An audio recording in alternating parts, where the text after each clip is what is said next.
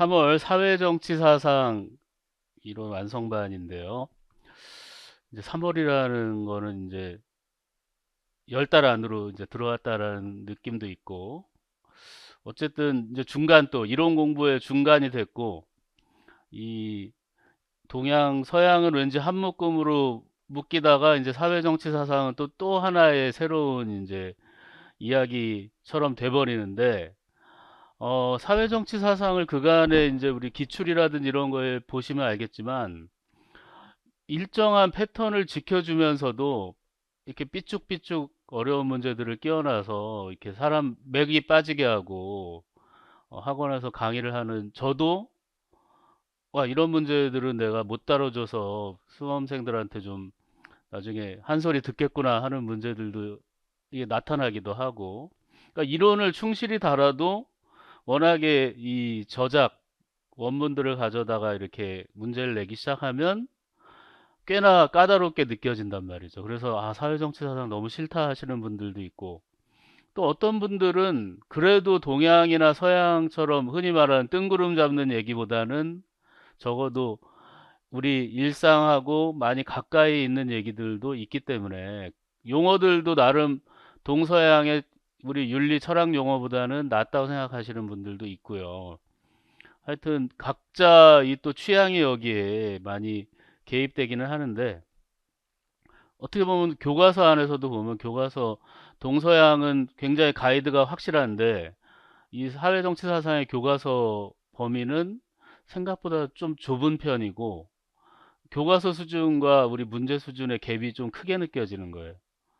그런 측면이 있지만 그래도 잘 살펴보면 교과서의 그 일정 범위와 힌트들이 왜 이렇게 문제를 내고 있는가가 잡힌단 말이죠. 그래서 이 이론 완성반에서 그 연계성을 좀 확실하게 짚어가고, 대체로 그리고 우리가 한 인물을 이렇게 분절시켜 가지고 그 사람의 사상을 이렇게 전체를 보면 되겠지 이렇게 접근하는 방식도 있지만, 지금 제가 이번 교재 뭐 그전 교재에도 큰 틀은 바뀌지 않았는데 주제별로 좀 묶어서 되도록 그 주제의 흐름 안에서의 차이를 좀 같이 살펴보는 것도 효과적일 수 있다.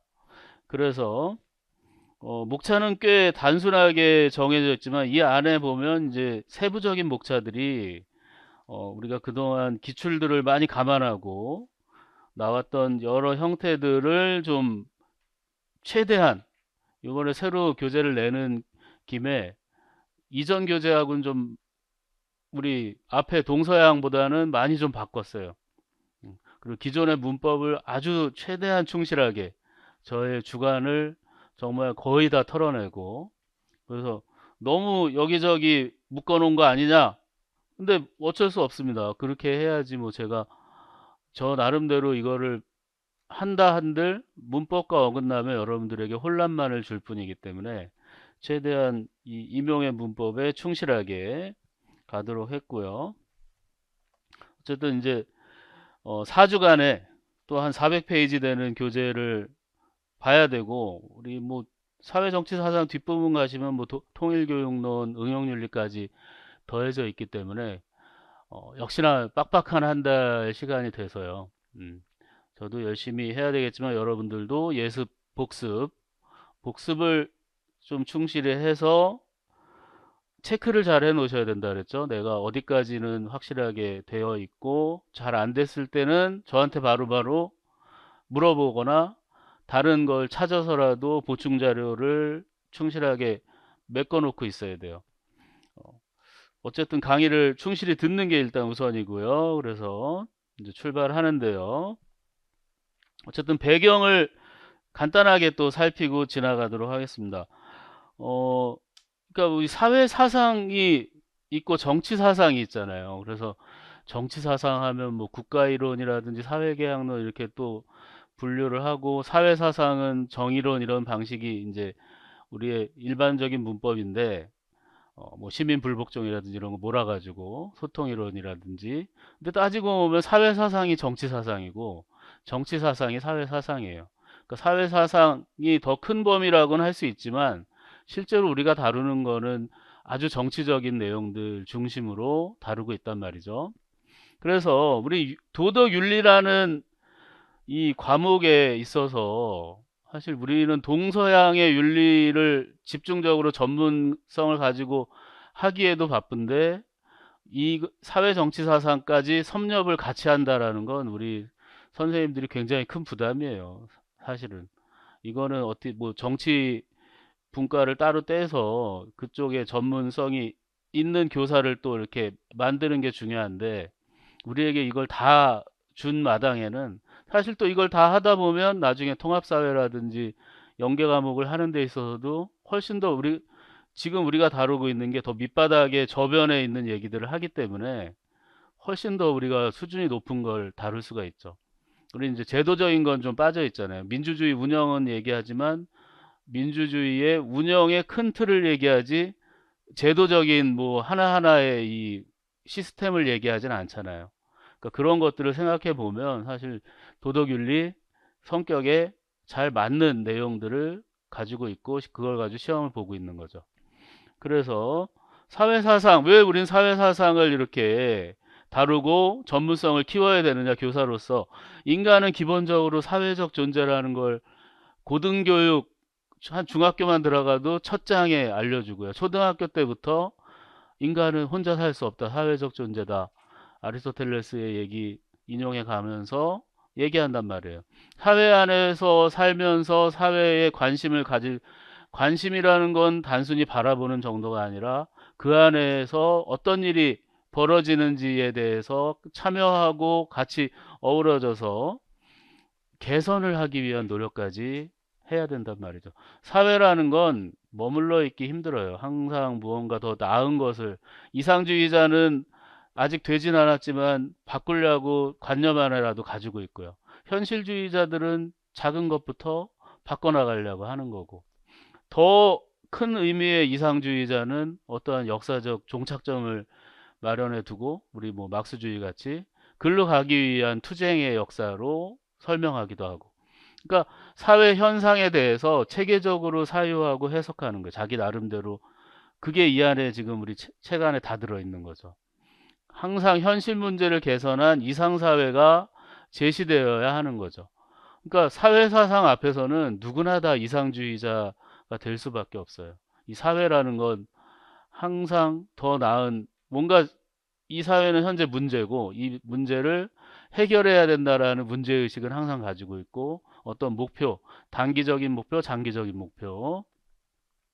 그래서 서양은 특히 이게 이제 우리의 아쉬움이죠. 사회 사상을 다루지만 실제로는 서양 근대 현대 사상이죠. 핵심이 되는 건. 서양의 근대 사상가, 서양의 현대 사상가 중에 사회 정치 사상을 다룬 부분을 모아서 만들어낸 분과가 이거죠. 동양은 사실 아주 거의 없다시피 하죠. 민본주의에 대한 얘기 조금 나오고 다산 정약용 얘기. 근데 아직까지 시험에 최근 10년 사이에는 뭐 근처도 못 가봤죠. 굳이 정치 사상이 동양에서 나온다 해도 제자백가로 그냥 들어가 버리니까 나올 만한 여지가 거의 없어요. 그래서 결국 서양의 근대 사회 사상에 만들어낸 용어들이 우리의 이제 시험의 요소들이죠. 민주주의, 자유주의, 공동체주의, 공화주의, 자본주의, 사회주의. 이 안에서 이제 우선순위를 보면 뭐겠어요? 공화주의, 그렇죠? 2번 민주주의, 그 다음에 자유주의, 공동체주의 묶어서 뭐 이런 식으로 해서 이 안에 있는 사상가들을 하나하나 우리가 각계격파하기도 하고 묶어서 연관점 또 차별점들을 비교해서 알아내야 되고 각각 그 사상가가 얘기하는 용어들의 특징과 차별성 이런 것들을 쏙쏙 머릿속에 박아놔야 되죠. 그러면서 이제 이들도 글을 쉽게 쓰는 사람들은 아니니까 그 어려운 원문들을 읽어낼 수 있는 어느 정도의 문해력과 감수성을 키워나가야죠. 그게 이제 좀 애초에 뭐 어떤 활동을 하셔가지고 좀 갖추고 계신 분들은 조금 유리할 수 있고요. 안 그러신 분들도 1년 동안에 자꾸 읽다 보면 그런 거에 좀 익숙해지고 덜 뭐랄까요 당황하지 않고 아 누구 얘기구나 이런 정도 알게 되면 이론에 거기에 맞춰서 답을 할 수 있게 되는 거죠. 그러니까 사회사상의 뭐 특징이라 하면 항상 변화를 지향하고 실천을 지향하는 거죠. 앞에 동서양의 우리 일반 도덕 윤리 학자들에 비하면 훨씬 더 실천 지향적이고 문제 해결적이고, 그리고 동일한 현상에 대해서 아주 다양하게 설명할 수 있다라는 거. 정반대의 해석을 하기도 하고 강조점을 두는 거에 따라서 전혀, 예를 들어 자본주의만 하더라도 신자유주의와 수정자유 자본주의, 그리고 예전에 어, 우리 자유방임적 자본주의, 서로 같은 현상을 놓고도 또는 우리 자본주의라는 큰 틀 안에서 문제에 따라 사안에 따라 다른 해석을 한단 말이죠. 그러니까 그런 게 이제 우리한테 관심을 둬야 되는 부분이고, 그거를 차별적으로 잘 해석해 놓지 않으면 문제가 해결이 잘 안 되는 거죠. 그 다음에 이론적인 틀, 그리고 그에 맞는 규범적 기준, 실천적 지침의 일종의 순서대로 제공하게 되죠. 어떤 사람은 이론적 틀에 그치기도 하고, 그러니까 우리 롤즈를 공부할 때 보면 그래서 롤즈가 이렇게 많은 걸 얘기했는데 지금 미국에서 이거를 뭐 법제화해서 뭘 했느냐 그러면, 영향은 조금씩 신경 썼어도 그거를 법제화하거나 무슨 롤즈의 이 정의의 원칙을 만들기 위한 무슨 토론회가 벌어져서 실제로 이렇게 이렇게 채택하기로 했다 이런 말은 없죠.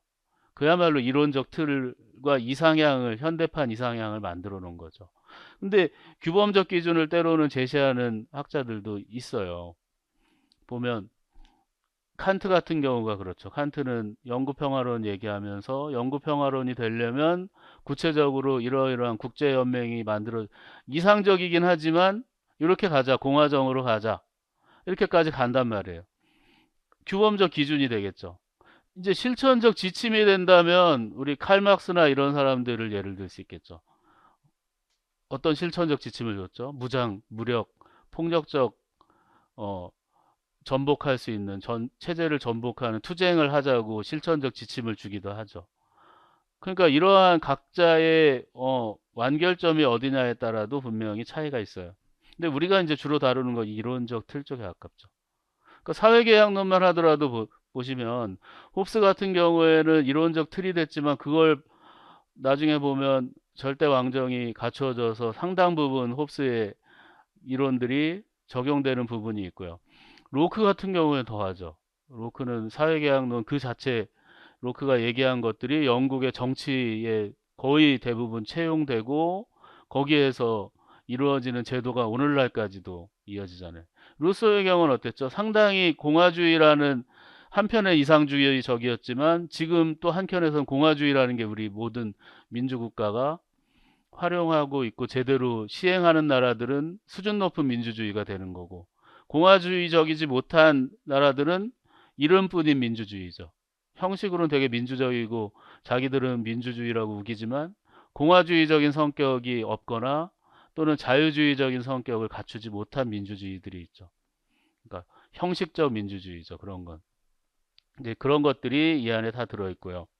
그래서 이 사회사상은 왜 중요하냐? 우리 각 인간에게 사고와 행위에 너무나 큰 영향을 미치기. 공동체주의자들의 생각은 특히 여기에 강하죠. 공화주의자. 혼자 살 수 없고 인간은 공동체가 만들어가는 것이다. 자아라는 것. 그리고 사회 전체를 바라보는 안목과 사회 현상에 대한 이해의 폭을 확장시켜 주기 때문에. 그러니까 우리가 뭐 꼭 이걸 안 배운다 하더라도 사회생활이 안 되는 건 아니지만 사회를 좀 더 전체적인 안목에서 바라봄으로써 그 문제를 제대로 진단하고 같이 그런 진단을 한 사람들끼리 사회를 함께 바꿔나가는 이런 이해의 폭을 넓힐 수 있는 그러한 것들이 사회사상의 역할이고요. 옛날 교과서에는 참 중요하게 등장됐던 우리 역사 발전에 대한 세 사람의 평가가 있었죠. 아주 대표적인 한 사람은 마르크스는 공산주의의 승리, 인류 역사가 결국 어떤 한 단계로 종말을 고하고 공산사회로 탈바꿈하면서 그 체제로 쭉 가게 될 것이다 라는 예언을 했는데 아직 안 왔거나 안 올 것이고요. 오지는 않았어요. 잠깐 온 것처럼 보였지만 오히려 공산사회가 힘을 얻지 못했죠. 후쿠야마 같은 경우에는 지금까지는 어느 정도 이 후쿠야마 얘기를 반박하기 어려워요. 자본주의가 승리했고 자본주의가 계속 이길 것이다 예언했는데 우리가 부인하기 좀 어려운 상황에 왔고요. 벨은 거기서 한 걸음 더 나가서 이러한 이데올로기를 내세우는 자들이 물러가고 복지국가와 정보 서비스 사회가 올 것이다 했는데 맞긴 맞았죠. 근데 자본주의라는 이데올로기가 끝나지를 못했던 것 같고 아직은 끝날 수 없는 것 같고 지금 상황에서 그러니까 복지국가라는 것도 꽤 자리를 잡았음에도 여전히 완성됐다기보다는 각 국가의 상황마다 또 달라지고요. 정보화 서비스 사회라는 건 아주 정확한 진단이었죠. 우리 오늘날 21세기를 설명하는 것은 정보가 없는 국가, 정보가 없는 개인들은 온전히 살아가기 어렵죠. 정보라는 게 하나의 또 공동체의 역할을 하고 있어요. 그리고 서비스 사회. 그러니까 무엇을 많이 생산하고 소유하는 것도 중요하지만 그것을 제대로 나눠주고 또 무언가 생산품을 제대로 운용할 수 있는 이런 사회가 이제 미래 사회에선 더 중요하다. 그러니까 이러한 배려 진단도 어느 정도 우리가 이해할 수 있고요. 그 사회사상의 기능, 긍정적인 기능, 이제 이런 것들이 우리가 시험에 나올 거라고는 그렇게 큰 기대는 하지 않지만 어쨌든 교과서에 등장하는 내용이니까 나중에 우리 학교에 이제 가면 여러분들 교과서가 금방 바뀌긴 할 텐데 그래도 한 번씩은 확인해 보실 필요가 있다. 그 사회를 체계적으로 이해하고 분석하는 데 우선적으로 사회사상이 기능하고요.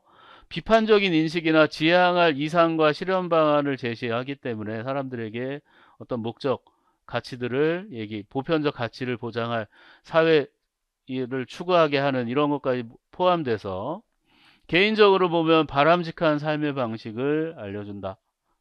사회사상을 통해서 어떻게 우리가 살아갈 것인가 국가가 알려줄 것인가 아니면 개인이 결단해서 스스로 판단해서 자율적으로 결정할 것인가 이것도 우리 시험의 요소죠. 국가가 개입하는 거에 대해 부정적인 기능은 이런 것들이 너무 강화될 때 그러니까 세상을 자꾸 갈라서 보게 경직된 이것은 옳고 이것은 그르다. 그러니까 내 편, 네 편, 옳은 것은 내 것, 그른 것은 네 것, 또는 나는 옳고 너는 그르고 이런 시비 선악의 양단의 이분법으로만 바라보게 할 가능성이 있다. 또 어떤 실천적 지침이라는 명분하에 과격한 폭력적인 수단으로 어, 그것을 관철시키려고 한다. 목표를. 그때 이것을 정당화시키려는 아주 나쁜 선례들이 있었고요. 자유주의가 또 너무 커지면 뭐예요? 자유가 너무 커지면 방종. 내 마음이야 이거죠. 방종보다 좀 작은 자의적인 우리 지배할 때 자의가 있잖아요. 멋대로 한다는 거죠. 내가 멋대로 내가 하고 싶은 대로 자유는 자의적인 게 아니죠. 반드시 책임이 따른다는 거. 그리고 이 사상가들이 만들어낸 대립이 때로는 전쟁으로 부추겨서 전쟁으로 우리 냉전 시대가 그런 거죠. 자본주의와 우리 사회주의가 뭐 실제 총칼을 들고 싸우잖아. 그나마 다행인데 아주 서로 이분화돼 가지고 전 세계가 그 소모적인 이 싸움을 하던 그런 시절도 있었고요.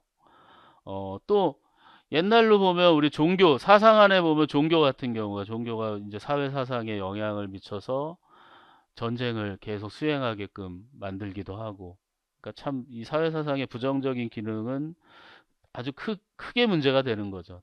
단순한 윤리 사상과는 또 달라요. 동양과 서양의 이제 이상 사회, 그러니까 동양이든 서양 사회든 이 사회 사상은 이상 사회를 많이 이야기하고 있죠. 우리 오랜만에 동양 사상 얘기, 유가 그리고 도가, 불교. 유가의 경우는 대동사회로 우리가 알려져 있는 그러니까 평등하고 사회적인 분배 그리고 약자 보호가 되는 아주 지금에도 잘 들어맞는 내용들이 제시되고 있고요. 노자는 소국가민의 사회죠. 소박하게 살면서 너무 문명화되지 말고 자연에 따르는 삶을 살자. 불교의 경우는 극락정토 사상. 그러니까 해탈의 깨달은 끝에 우리는 괴로움에 벗어나 열반에 들고 극락정토로 간다라는 이제 그러한 이제 이상사회, 그러니까 불교같이 어떤 사회성, 노자같이 사회성을 부정하는 사상조차도 굉장히 이상사회에 대한 꿈은 버릴 수 없다라는 거죠. 사회라는 게 있는 한은. 서양의 경우는 더 다양한 이야기들이 전개되었죠. 우리 플라톤부터 시작해서 많은 사상가들이 이상사회에 대한 이야기들을, 그래서 플라톤 같은 경우에 철인, 국가구성원들이 각자 역할을 충실히 수행하고 그 중에 통치자, 철학적 지혜를 가진 철인, 지자가 그 통치의 역할을 수행하는데 지배한다기보다는 자기 역할이라고 생각을 하는 거죠. 이 토마스 모어 같은 경우에는 우리 잘 아는 용어 유토피아, 그쵸? 유토피아는 이상향의 아주 전형적인 이름이잖아요. 유토피아는 뭐예요? 역시 대동사회 비슷하게 소유가 평등하고 경제적으로 풍요로워서 도덕적인 타락이 있지 않은, 정말 뭐 누구나 다 바라는 것이죠. 루소 같은 경우에는 우리 직접 민주주의 사회, 빈부의 차이가 아주 적고, 그러니까 대체로 지금까지 얘기한 모든 사람들이 얘기하는 것이 평등지향적이고 경제적으로 특히 평등하면서 서로 아껴주는, 그래서 소농, 아주 작은 농사 국가, 농업 국가가 돼야 되고 직접 민주주의를 꼭 해야 한다. 베이컨의 뉴 아틀란티스라는 이름은 이제 이상사회 중에서도 과학기술이 아주 발달해서 인간이 풍요로워지고 복지가 그러니까 우리 대체로 뭐 이 베이컨이 얘기한 이래로 우리가 20세기에도, 제가 20세기 교육을 받을 때도 되게 희망적이었어요. 과학기술이 발달해서 모든 것들을 다 인간이 다 풍요로워지고 복지가 완벽히 갖춰질 것이다. 이렇게 공부를 사회책에서 저도 배웠던 기억이 나는데, 어, 지금 생각해 보면 과학기술의 발달 때문에 우리 윤리, 도덕윤리가 굉장히 힘겨워지죠, 지금. 따라잡아야 돼요. 저만큼 뛰어가고 있는데, 도덕윤리는 거기에 언급하기가 너무 어려워. 어, 복지가 증진되는가 했는데, 규모상으로는 증진되지만, 한편으로는 잘 갖춰진 나라의 복지는 커지지만, 그 나라도 또 경제 사정에 따라 달라지지만, 복지가 계속 안 되는 나라들도 있다라는 거. 마르크스의 공산사회, 지향점은 좋았지만 방법상에 있어서 생산수단을 공유한다는 것에 대한 고민이 좀 있었죠. 어, 바로 이 부분 때문에 사실 공산사회가 생겨날 수 있다라는 거였지만 공산사회가 몰락하는 것도 이 생산수단의 공유에 있었죠. 개인의 의욕을 저하하고, 그리고 우리가 열심히 다뤄야 되는 가장 중요한 우리 사회 정치 사상 중에 제일 중요한 롤즈 같은 경우에는 질서 정연한 사회. 그러니까 구성원들이 이익을 자유롭게 키워나가되 기본적인 자유와 평등한 권리는 만큼은 보장받아야 되고 그 안에서 약자나 소수자를 배려할 수 있는 정책들을 같이 갖춰야 한다는 것. 정의의 두 원칙으로 정리되고요. 그런 사회가 돼야 된다고 이상향. 롤즈가 근데 얘기한 것은 어떤 실천적인 측면보다는 현대판 이상사회, 이상향을 얘기했다라는 거. 이 사람들의 맥을 이어가고 있어요. 어쨌든 이 공통된 지향과 의의를 살펴보면 기본적으로 우리 사회에서 원하는 건 서로 존중을 바탕으로 하는 평화로운 사회예요. 그래서 우리 평화이론도 따로 준비하고 있죠. 그 다음에 경제적 평등이 무엇보다 우선돼야 한다. 결국 인간을 인간답게 만드는 건 경제가 받쳐줘야 되고, 거기서 너무 차별화되고 많은 것들이 불평등하게 되면 그 사회는 안정될 수 없고, 그 사회의 구성원들이 그 사회에 기여하고 싶지가 않아요. 평등이 갖춰지지 않으면. 그리고 사회 안정과 복지를 이뤄줘야 돼요. 그러니까 경제적 평등은 기본이지만 그게 어려운 취약계층이나 약자들에게는 국가가 보장을 해줘야 할 필요가 있다라는 거죠. 그 다음에 바로 도덕적인 사회를 구현하고, 어, 그래서 마지막으로 최종적인 우리가 다루고 있는 이 사회사상 안에 아주 중요한 문제, 정의로운 분배와 복지를 바탕으로 해서 경제적 재화도 보장받으면서 행복을 추구할 수 있는. 그러니까 우리 헌법에도 이 얘기들이 헌법 안에 이렇게 추상적으로 잘 설명되어 있죠. 행복 추구권이라든지 어떤 그렇게 되기 위해서는 대한민국은 헌법 1조가 민주공화국이다를 딱 천명해 놓는 거죠. 그러니까 민주적인 각자 여기에 살고 있는 구성원들이 민주 다 주인이어야 되고 공화국이어야 되고요. 서로가 대신에 서로를 존중하고 서로가 자기 맡은 역할을 해야 하는 것. 공화주의의 핵심이죠. 공공선을 위해 헌신하기도 해야 되고 그 헌신한 기여가 모두에게 평등하게 나눠질 수 있어야 그게 공화주의죠. 그러니까 우리 사회사상 안에 큰 틀에 보면 그 얘기를 교과서 안에 다 녹여놓은 거예요. 역사적으로 그런 얘기를 한 사람들이 공화주의자라는 카테고리 안에 묶이는 거죠. 그래서 이 정도로 뭐 사회사상의 흐름을 살펴봤고요. 바로 국가 이론으로 넘어갑니다. 국가 이론.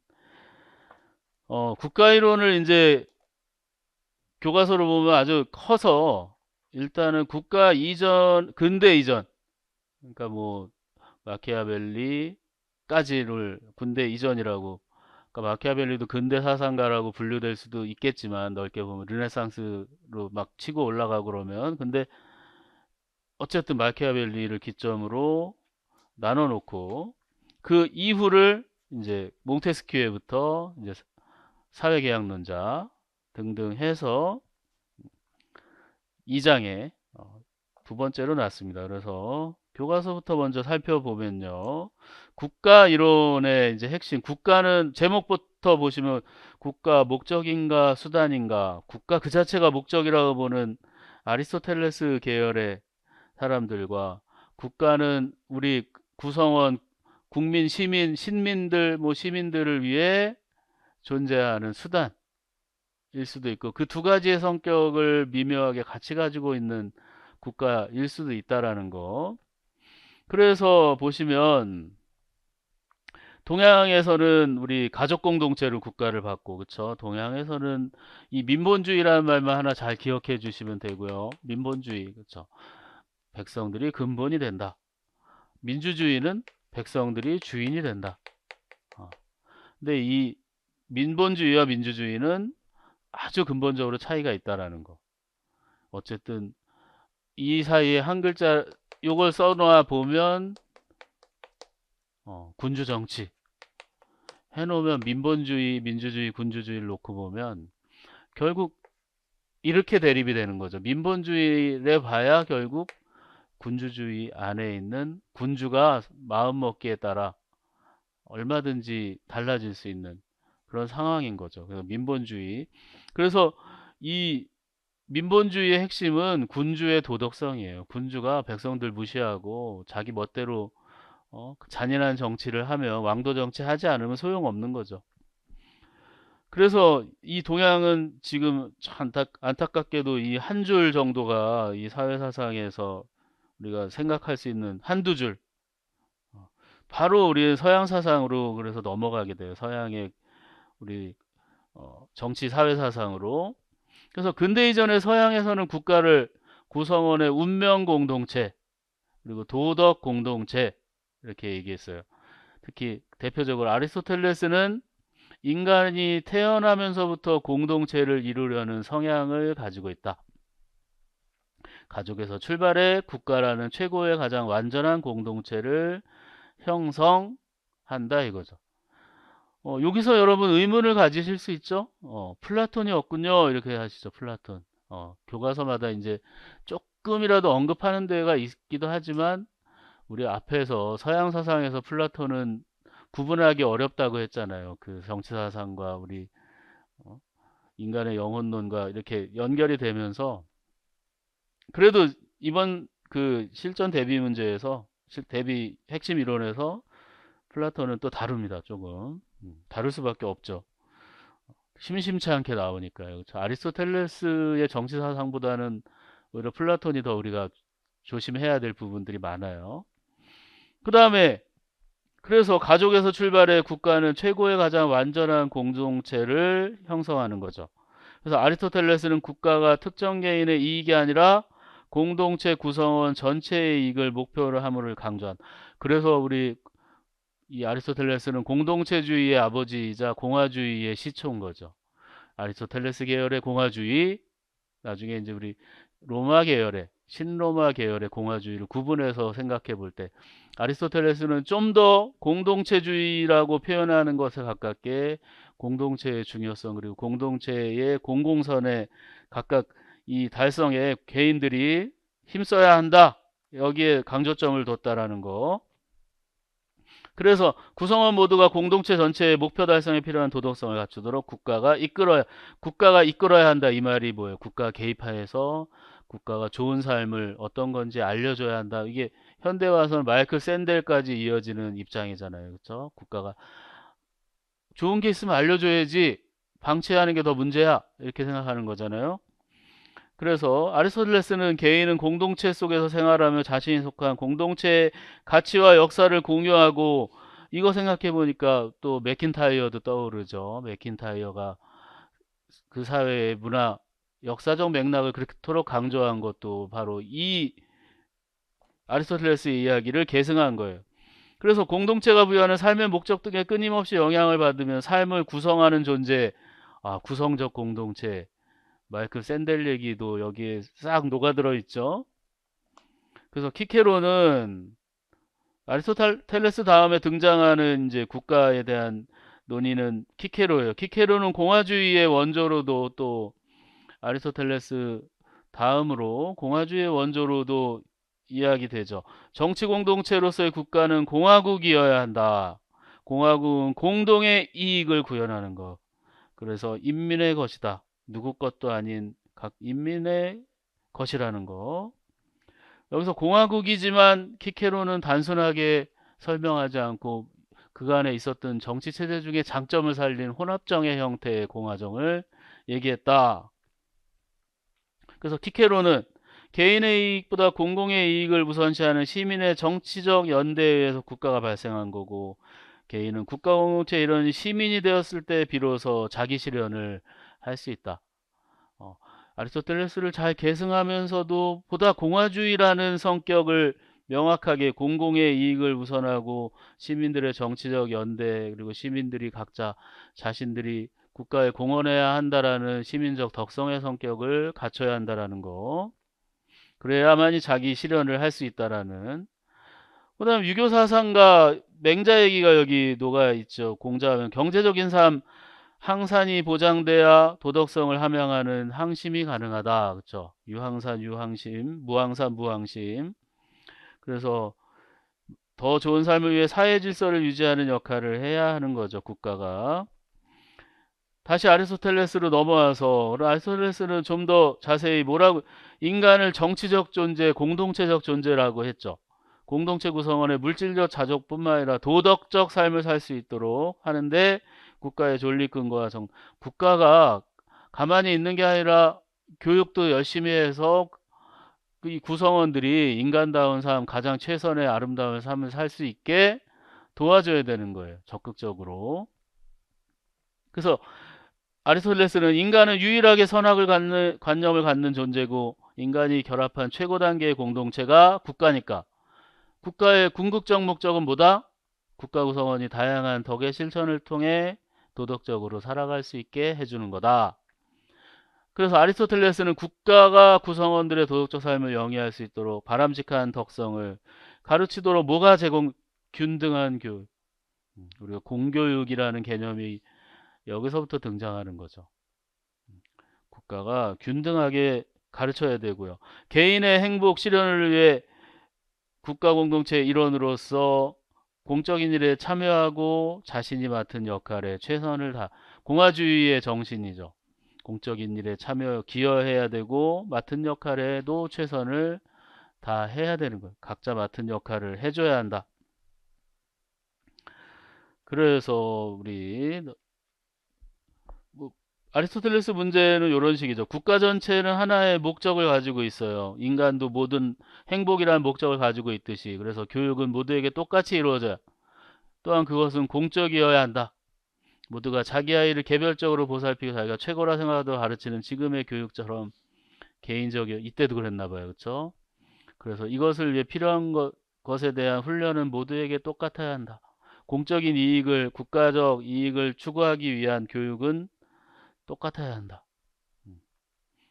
그러니까 어떤 면에서 보면 우리 공교육이라는 것에 사교육을 금지시키는 게 아리스토텔레스의 공화주의 정신에 투철하다면 그렇게 돼야 되는 거죠. 사교육은 예를 들어 어떤 것만 가능해야 될까요? 그러면 개인의 소질 개발. 우리가 수학 문제 잘 푸는 게 개인의 소질이 될 수도 있긴 하지만 공교육대로 가고 지금 사교육 시장이 어마어마하잖아요. 그러니까 영어 어학 실력이 뛰어난 사람은 소질이 될 수 있죠. 그 사람이 외교관이 되거나 무슨 번역가가 되는 건 소질일 수 있지만 대학의 어떤 서열을 매긴 상황에서 좋은 데를 가기 위해 영어 공부를 하는 건 소질의 개발이 아니잖아요. 그러니까 사실 공부를 잘하는 걸 말리는 건 문제지만 그 차이를 인위적으로 너무 키우게 만드는 지금 시스템은 손을 보긴 봐야 되는데 자본주의 사회라는 더 큰 이데올로기가 아직 살아있는 한은 어렵죠.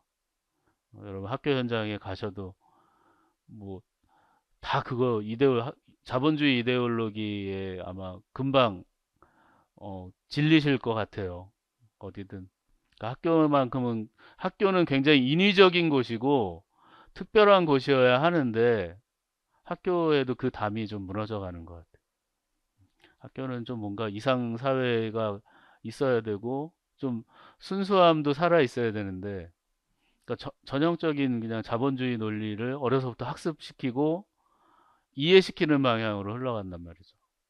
제가 좀 부정적으로 보는 것도 있지만 어쨌든 예 그렇게 되고요. 다른 교과서에서 뭐 읽어볼 만한 것들 주로 이제 이 근대 이전의 이론은 아리스토텔레스 얘기가 거의 대부분이고 키케로 얘기 그리고 19페이지에 좀 흥미로운 얘기 19페이지 국가가 발생하는 몇 가지 이제 그 방향 학설에 대해서 보면 첫 번째는 자연 발생설 그냥 생기는 거야 이거죠. 어, 자연의 이론처럼 인간은 사회적 존재 그리고 자연스럽게 모여 살고 상호작용하며 공동체를 형성한다는 입장이죠. 그냥 태어나는 순간 어떤 부모 밑에 있게 되거나 어떤 부족, 종족, 민족 뭐 이런 안에 살아갈 수밖에 없다라는 거죠. 집단 사회 안에 이러한 집합은 단순히 생물학적 필요성 이상의 이유에서 발생하며 국가는 상호작용하는 자연적인 경향의 결과라고 보는 자연 발생설이 있고요. 앞에서 얘기한 우리 아리스토텔레스가 대표적이죠. 그 다음에 정복설이죠. 정복, 서로 정복해 나가는 거. 국가는 정복과 힘에 의해.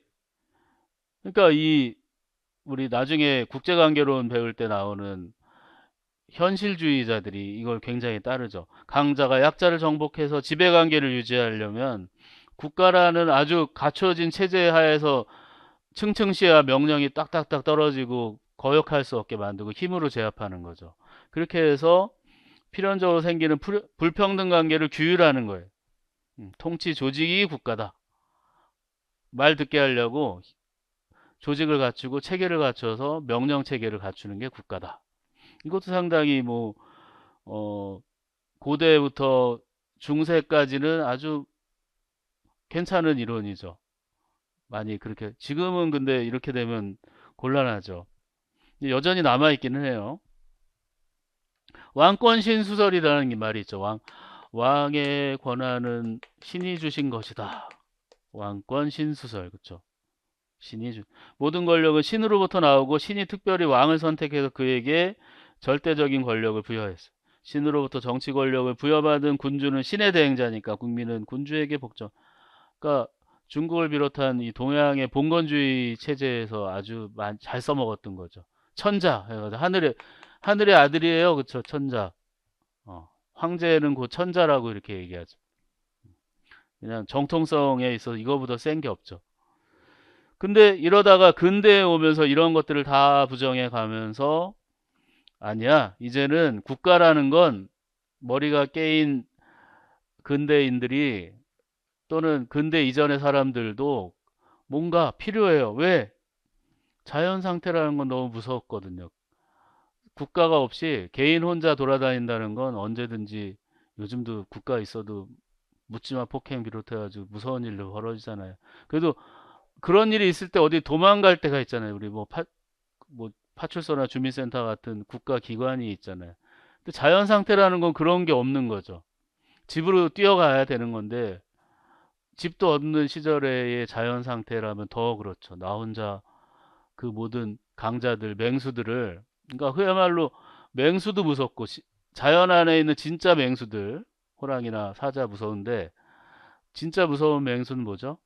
인간 맹수들. 지나가는데 불러가지고 때리고 막 돈 뺏고 이런 내가 가진 것들을 지키기 위해서 그렇죠? 개인의 이익 추구를 위한 결사체로서 개인들은 자신들의 권리와 이익을 안정되게 보호하기 위해 사회계약을 체결해서 억지로 국가를 만든다는 거예요. 좋아서 만드는 건 아니에요. 그렇죠? 싫지만 어쩔 수 불가피한 거죠. 여기서 사회계약론자 세 사람이 이제 우리에게 주어지는 거잖아요. 홉스, 로크, 루소. 홉스는 제일 초창기에 원령 몰아주기. 몰아줘서 센 하나의 지상의 신 만들어서 이 사람 등 뒤에 숨어서 나 좀 지켜줘. 어. 등 뒤에 있는 사람들은 최대한 이 리바이어든 밀어줘야 되고요. 같이 싸워줘야 되고. 로크는 뭐예요? 음, 다 주고 싶지도 않고 잠깐 내 힘과 권력을 맡겨줄 테니까 잘 좀 관리해서 써줘.